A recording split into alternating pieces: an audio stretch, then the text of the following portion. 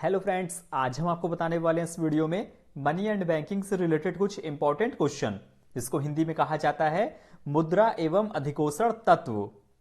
यहां पर आपको हम चैप्टर वाइज क्वेश्चन बताने वाले हैं। जैसा कि आपके बुक में पहला चैप्टर है बार्टर सिस्टम, जिसको हिंदी में कहा जाता है वस्तु विनिमय प्रणाली।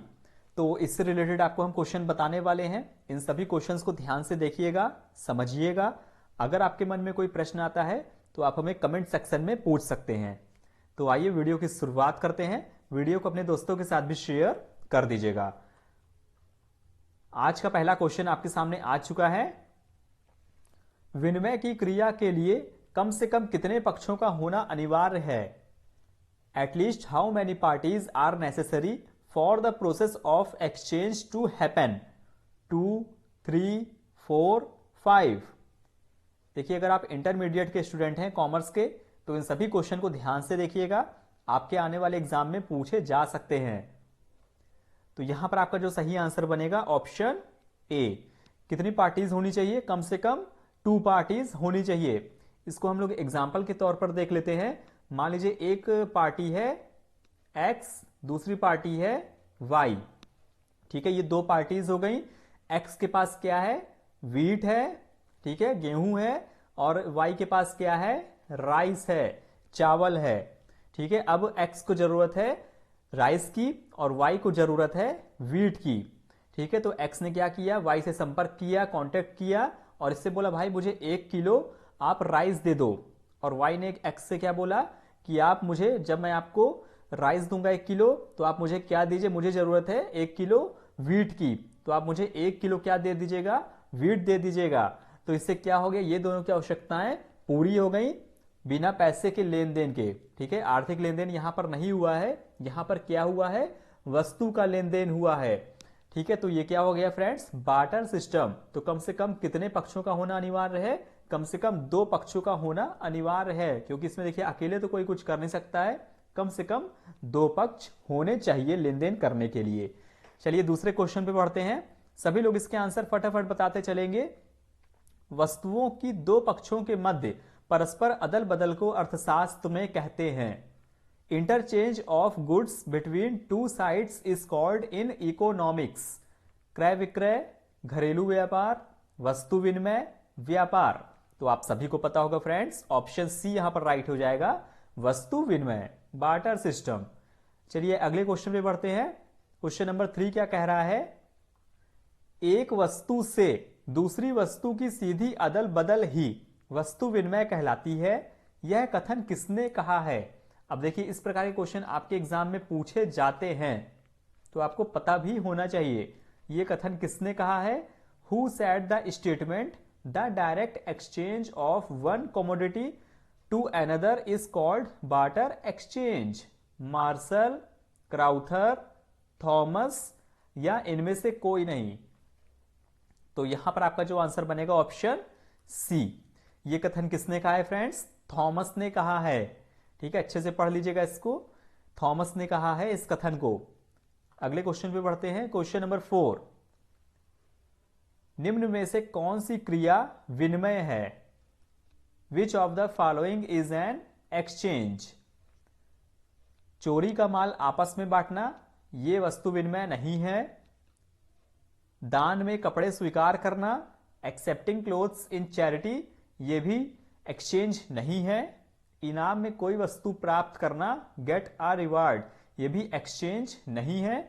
ऑप्शन बी क्या कह रहा है? गेहूं के बदले चावल प्राप्त करना, getting rice instead of wheat. जैसा कि अभी मैंने आपको एग्जाम्पल के तौर पे बताया था, तो यहां पर भी वही स्टेटमेंट दिया हुआ है।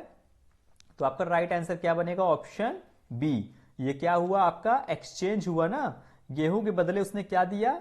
चावल दिया। अगले क्वेश्चन में बढ़ते हैं। Question number 5। वीडियो को शेयर भी करते रहिएगा अपने दोस्तों के साथ, जो भी आपके इंटरमीडिएट के स्टूडेंट हैं।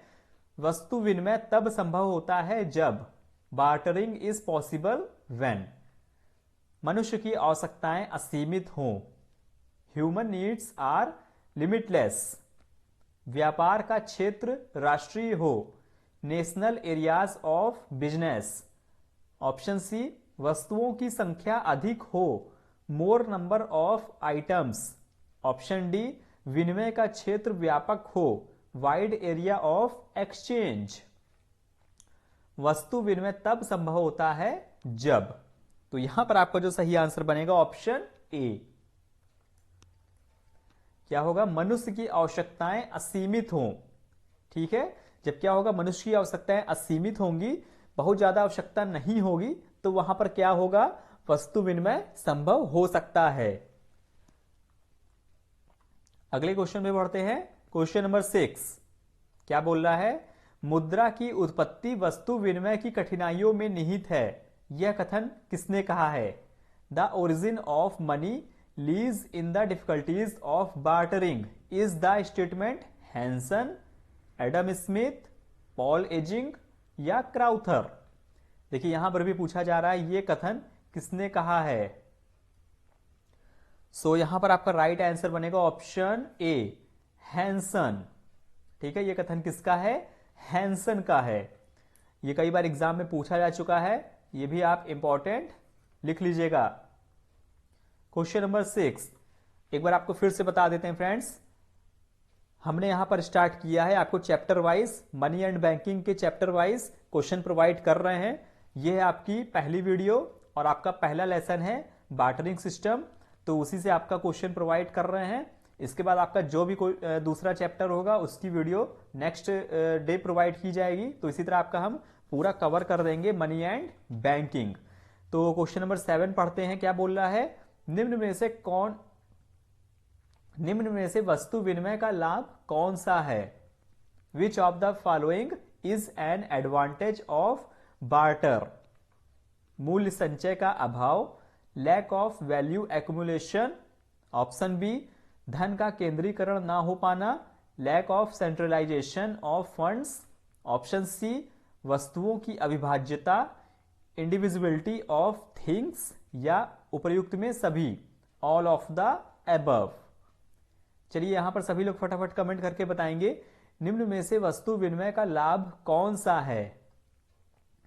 सो यहां पर आपका राइट आंसर बनेगा ऑप्शन बी, धन का केंद्रीकरण ना हो पाना, lack of centralization of funds.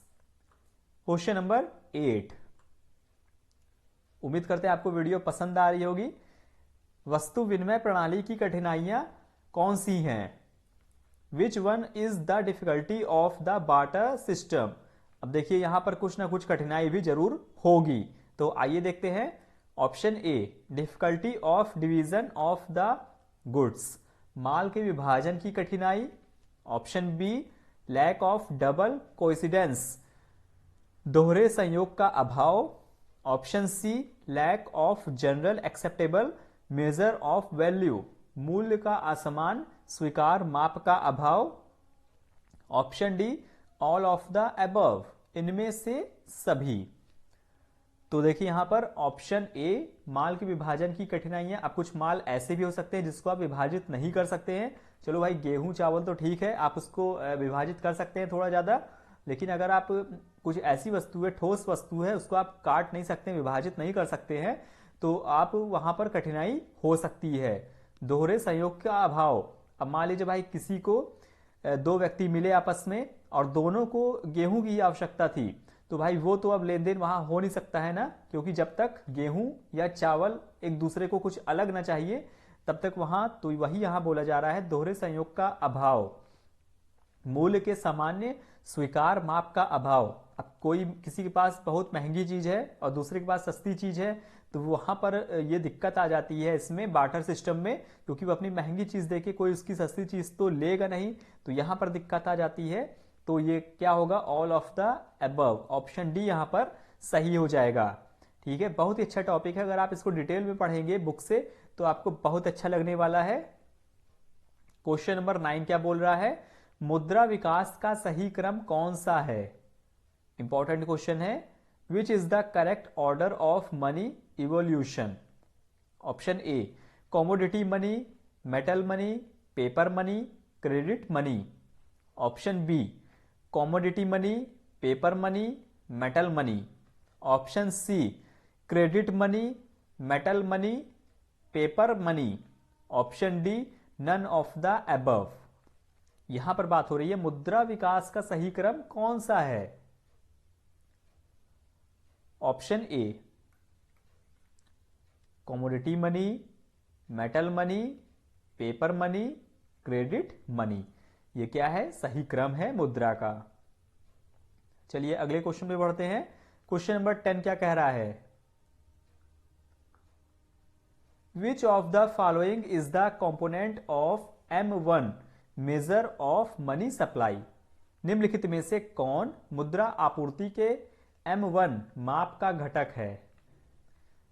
देखिए यहां पर M1, M2, M3, M4 ये सभी आप पढ़ लीजिएगा, यहां से भी क्वेश्चन पुटअप हो सकते हैं। तो यहां बात हो रही है फ्रेंड्स M1 की। Bills of exchange, treasury bill, time deposit, none of the above. निम्नलिखित में से कौन मुद्रा आपूर्ति के M1 माप का घटक है? तो आपका यहां पर राइट आंसर बनेगा option D, none of the above. इनमें से कोई नहीं। अगले क्वेश्चन पे बढ़ते हैं 11 number. Bank money is that money which is. Bank मुद्रा वह धन है जो printed by the government, printed by RBI, generated in the form of credit creation, none of the above। Bank मुद्रा वह धन है जो, ऑप्शन सी यहां पर सही हो जाएगा, generated in the form of credit creation। इसी क्रम में अगले क्वेश्चन पे आते हैं हम लोग 12 नंबर। क्या कह रहा है question number 12? Supply of money refers to the quantity of money. मुद्रा की आपूर्ति से तात्पर्य मुद्रा की मात्रा से है। During any specified period of time, as on any point of time, as on 31 March, during a physical year. मुद्रा की आपूर्ति से तात्पर्य मुद्रा की मात्रा से है। तो यहां पर आपका जो आंसर बनने वाला है ऑप्शन बी। क्या हो जाएगा friends? As on any point of time. अगला क्वेश्चन आपके सामने आ चुका है। Question number 13। Dash is term as legal tender money. Currency note, time deposit, demand deposit, interbank deposit. Is term as legal tender money. Right answer option A, currency note. Question number 14। Which of the following will increase the money supply. निम्नलिखित में से कौन मुद्रा आपूर्ति में वृद्धि करेगा? Fall in repo rate, increase in cash reserve ratio, sale of securities in open market, all of the above. यहां बात हो रही है निम्नलिखित में से कौन मुद्रा आपूर्ति में वृद्धि करेगा? Increase the money supply. 14 का राइट आंसर होगा option A, fall in repo rate. ठीक है, क्या हो जाएगा यहां पर? Fall in repo rate, repo rate में कमी। Question number 15। Which of the following instruments cannot be used by the central bank to control money supply? Central bank द्वारा मुद्रा आपूर्ति को नियंत्रित करने के लिए निम्नलिखित में से किस उपकरण का उपयोग नहीं किया जा सकता है? Repo rate, bank rate, open market operations, government spending. Right answer option D, government spending. And last question आज का, इस लेसन का आज का लास्ट क्वेश्चन है, यानी बार्टर सिस्टम के क्वेश्चन यहीं तक थे, जो जितने भी इंपॉर्टेंट क्वेश्चन थे। आगे आपको हम बताएंगे मनी से रिलेटेड क्वेश्चंस। तो इसका आंसर आपको हमें कमेंट करके बताना होगा। यह है आपका homework. Which of the following is not the function of the commercial bank. निम्नलिखित में से कौन वाणिज्यिक बैंक का कार्य नहीं है? Advancing loans, credit control, issue of paper notes, acceptance of deposits. अब यहां पर आपको बताना है इनमें से कौन सा वाणिज्यिक बैंक का कार्य नहीं है। सभी लोग इसको कमेंट करके बताएंगे और इसका आंसर आपको हम कमेंट सेक्शन में बताएंगे।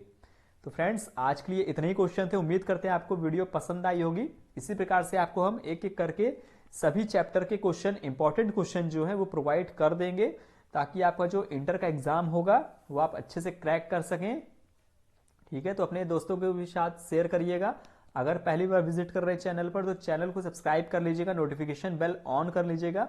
हमारी वीडियो जब भी अपलोड होगी तो आपको नोटिफिकेशन मिल जाएगी। और फ्रेंड्स, हमारे टेलीग्राम को भी ज्वाइन कर लीजिएगा, जिसका लिंक आपको मैंने डिस्क्रिप्शन में प्रोवाइड कर दिया है।